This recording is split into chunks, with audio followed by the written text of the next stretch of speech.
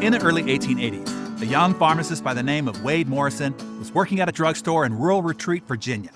The drugstore was owned by a local physician, a rather stern man, but a fair employer, and Wade was in love with his daughter. Young Wade Morrison, irredeemably infatuated, would arrive early at church every Sunday, just so that he could stand at the door when she walked inside. Passing her house, Wade always strolled slowly, hoping for a glimpse of his beloved, or perhaps even a wave should she be sitting on the front porch. Wade Morrison racked his lovesick brain for a way to get and to hold the attention of his employer's lovely young daughter. And when one day she came into the drugstore, it all happened quite naturally. He said, "Good afternoon," and she smiled and answered the same. Young Wade stepped behind the soda fountain and proudly announced that he'd been experimenting and had invented a special soda just for her, artfully combining a variety of flavors. He prepared the delightful concoction, and she, blushing, said that she was flattered. And so Wade's one-way romance blossomed into a mutual one.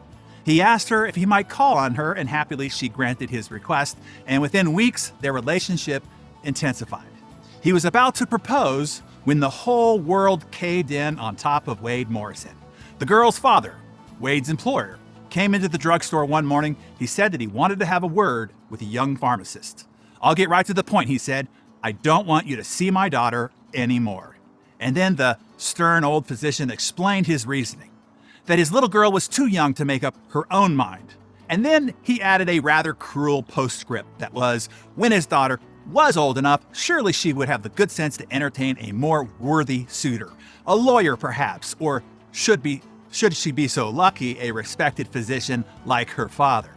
The next day, the unhappy young pharmacist packed up his things and left rural Retreat, Virginia forever. He went west, never to return.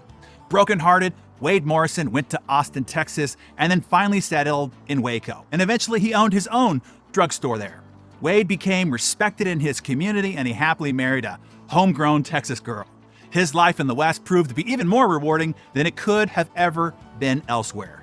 And strangely, he owed it all to that stern old Virginia physician who had refused to have him for a son-in-law.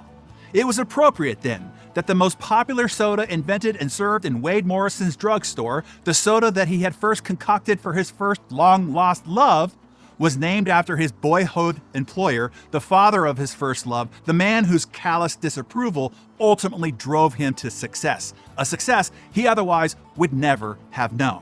And so it was not just a made-up name, as everybody thought.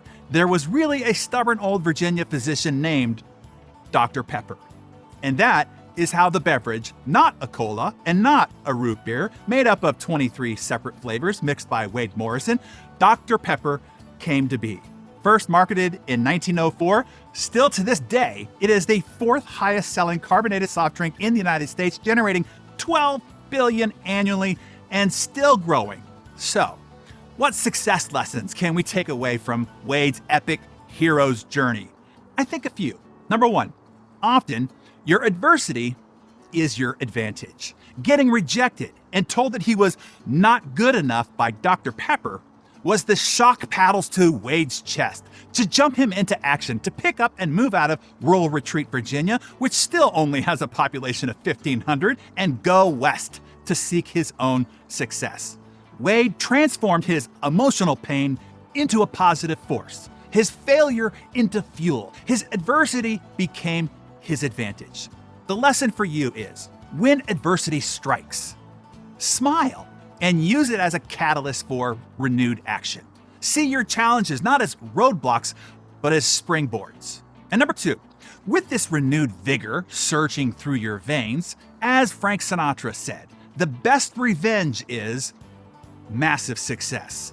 Legend is uncertain whether Wade named his special concoction after Dr. Pepper to honor the man who gave him his first job and the father of his first love, or Wade named his special concoction after Dr. Pepper as a big flying middle finger to the man who rejected him as a son-in-law and said he wasn't good enough for the woman he loved. Oh, and how it must have burned the butt of Dr. Charles Pepper to see his name become famous, but not profit $1. since he had wrongly judged the young pharmacist who once stood under his employ.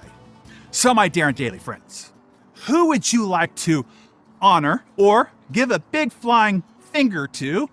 Either motive is fine, for rejecting you or telling you that you weren't good enough. Tell us in the comments below and be an encourager to someone else. Share this Darren Daily with others to remind them A, adversity is your advantage if you use it, and B, the best revenge is massive success. Share this message with others.